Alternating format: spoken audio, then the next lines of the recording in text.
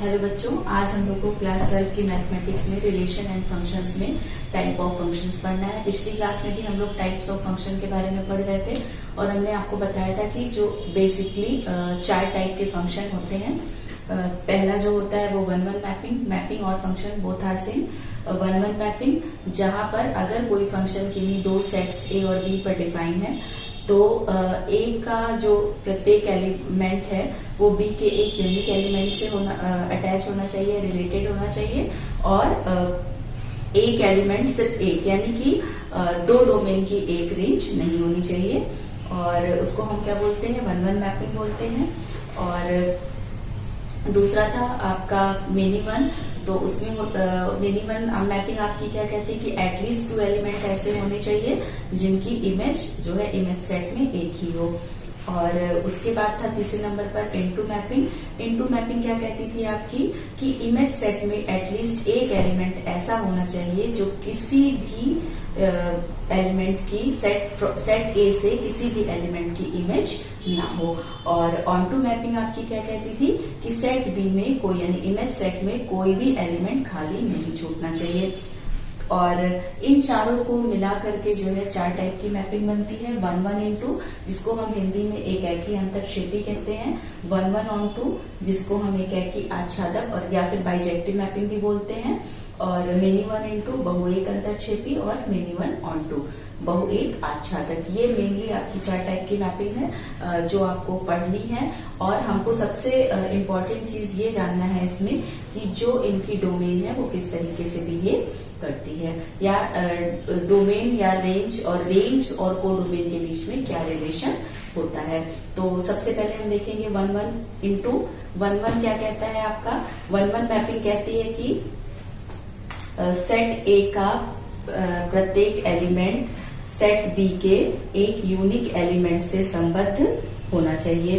तो यहाँ पर आप फिगर में देख सकते हैं कि सेट ए का प्रत्येक अवयव जो है सेट बी के एक यूनिक अवयव से रिलेटेड है। और क्या कहते हैं, सेट बी में जो है एक एलिमेंट जो है आपका खाली छूटा हुआ है। तो ये क्या हो गया आपका 1-1 इनटू हो गया। 1-1 इनटू मैपिंग हो गया। अब फंक्शन को लिखने का तरीका हमारा क्या होता है, फंक्शन को लिखने का तरीका हमारा होता है, हमारा लिखने का तरीका क्या होता है, सपोज दैट ए से बी पर डिफाइन है तो F A is equal to B. A जहां पर डोमेन सेट होता है और बी जो होता है वो आपका रेंज सेट होता है। तो एफ ए की वैल्यू जो होती है वो बी के बराबर होती है। लेकिन अब 1-1 इनटू 1-1 तो 1-1 करस्पॉन्डेंस की बात करता है और इनटू मैपिंग क्या कहता है कि बी में एटलीस्ट एक जो है एलिमेंट ऐसा होना चाहिए जो वैकेंट होना चाहिए। तो यहाँ पर एफ ए आपका क्या होगा, इमेज सेट होगा। ए खाली जो होगा वो आपका डोमेन होगा।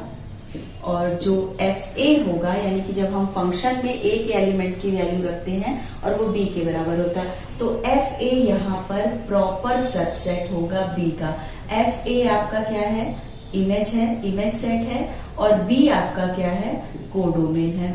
तो यहाँ पर आपको जो ध्यान देना है कि इमेज सेट जो है वो कोडोमेन का प्रॉपर सबसेट होगा। क्यों, क्योंकि जो बी में है वो एक एलिमेंट ऐसा जरूर छूट रहा है जो किसी की भी इमेज नहीं है। और इमेज सेट यानी रेंज में कौन एलिमेंट आते हैं, जो किसी ना किसी एलिमेंट की इमेज होते हैं। तो एफ ए में कौन से, एफ ए जो हो गया वो आपका इमेज सेट हो गया और बी जो है वो आपका कोडोमेन है। तो वहां से एफ ए जो है वो आपका प्रॉपर सबसेट होगा बी का।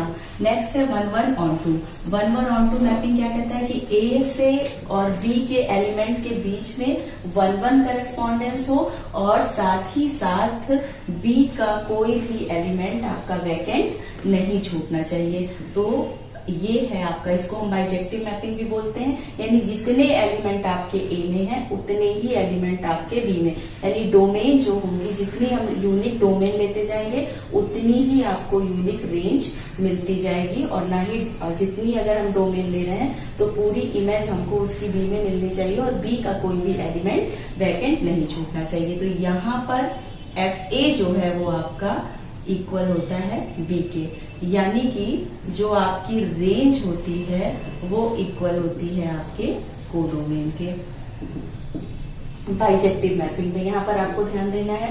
नेक्स्ट है आपका मेनी इनटू मेनी क्या कहता है, मेनी मैपिंग इंडिविजुअली कहती है कि एटलीस्ट 2 एलिमेंट ऐसे होने चाहिए जिनकी जो है इमेज एक ही हो। तो सबसे पहले हम देख लेते हैं many again F is any mapping from A to B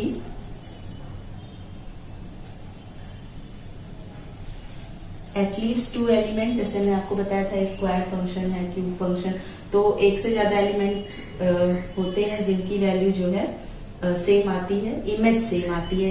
एक डोमेन की 2 रेंज नहीं होगी, क्योंकि फलन की परिभाषा क्या कहती है कि डोमेन का यानी कि सेट ए का प्रत्येक अवयव जो है सेट बी के एक यूनिक अवयव से संबद्ध होना चाहिए।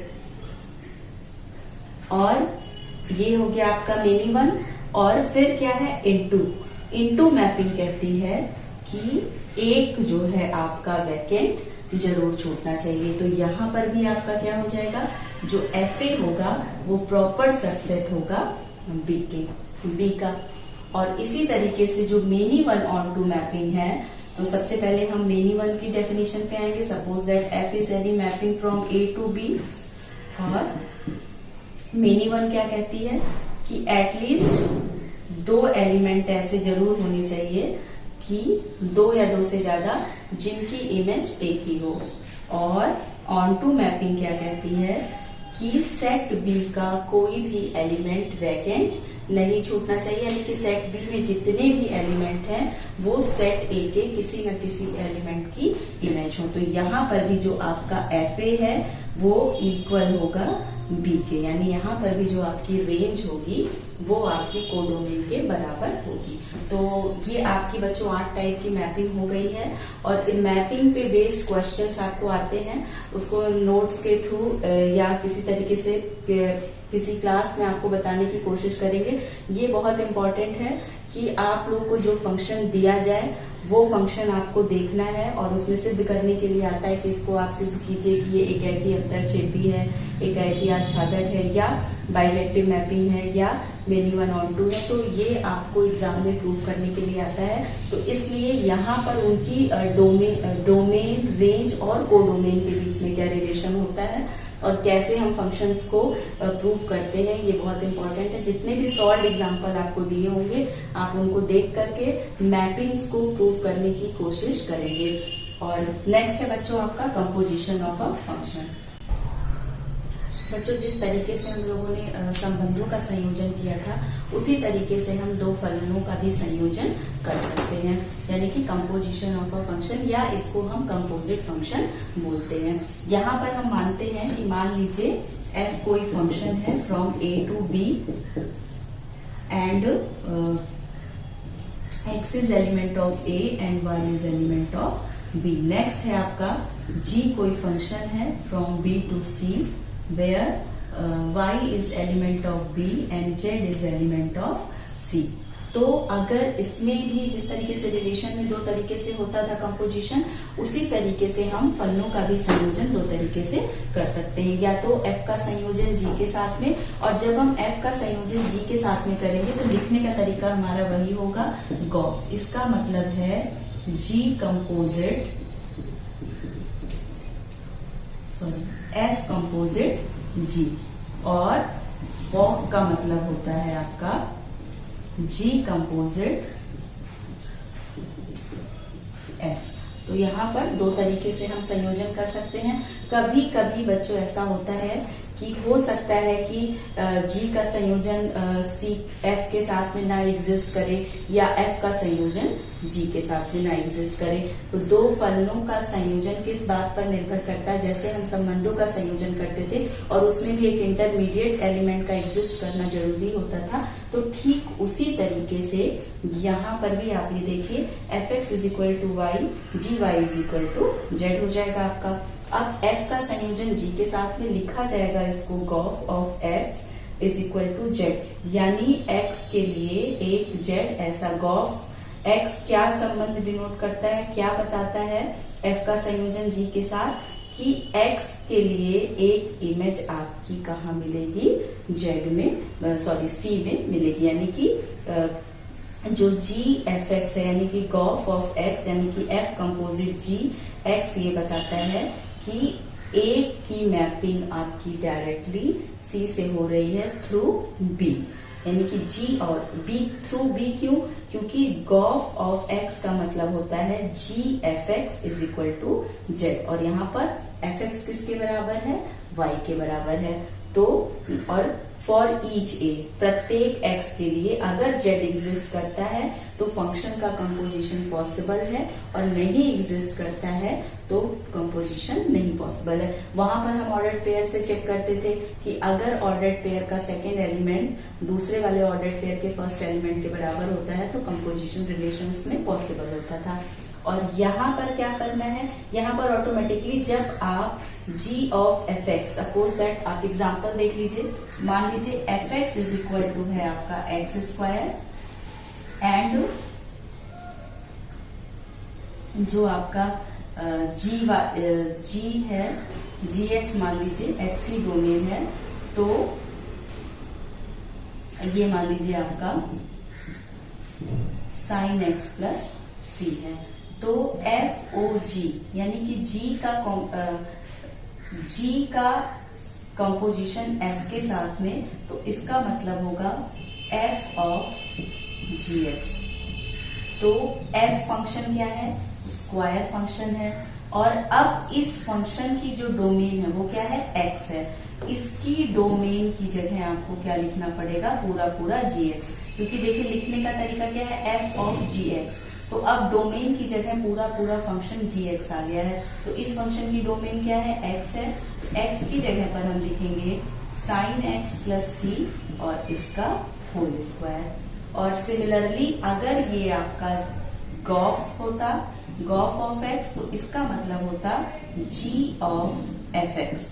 तो यानी कि अब जी फंक्शन में डोमेन की जगह आपको एफ एक्स को रखना है। तो इसकी डोमेन आपकी क्या है, एक्स है, और ये क्या है, कांस्टेंट है।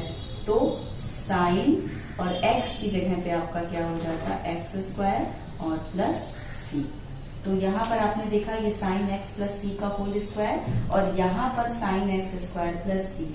ये है आपका जी का कंपोजिशन एफ के साथ में, और ये है गॉफ आपका एफ का कंपोजिशन जी के साथ में। ध्यान रखने वाली बात बच्चों, यहाँ पर मैं ऊपर लिख दे रही हूँ, गॉफ एक्स का मतलब होता है एफ कंपोजिशन जी, जिसका मतलब होता है जी ऑफ एफ एक्स। यानी फंक्शन जी की डोमेन में अब पूरा पूरा फंक्शन, उसकी डोमेन एक्स के फॉर्म में रहेगी या जिस भी उसके फॉर्म में है, वेरिएबल के फॉर्म में, उस वेरिएबल की जगह आपका पूरा पूरा F x from this example, बहुत केयरफुली आपको देखना है। एंड एफ ओ जी का मतलब होता है जी का कंपोजिशन एफ के साथ में, और इसका मतलब होता है एफ ऑफ जी एक्स। तो यहाँ पर आपको फंक्शन एफ के डोमेन में की जगह पर पूरा पूरा फंक्शन जी एक्स आपको रखना होगा। तो ये बच्चों सॉल्व करने का तरीका होता है, और इसका जो मीनिंग ये होता है कि प्रत्येक x के लिए y के थ्रू एक z एलिमेंट जरूर एग्जिस्ट करना चाहिए। जब वो एलिमेंट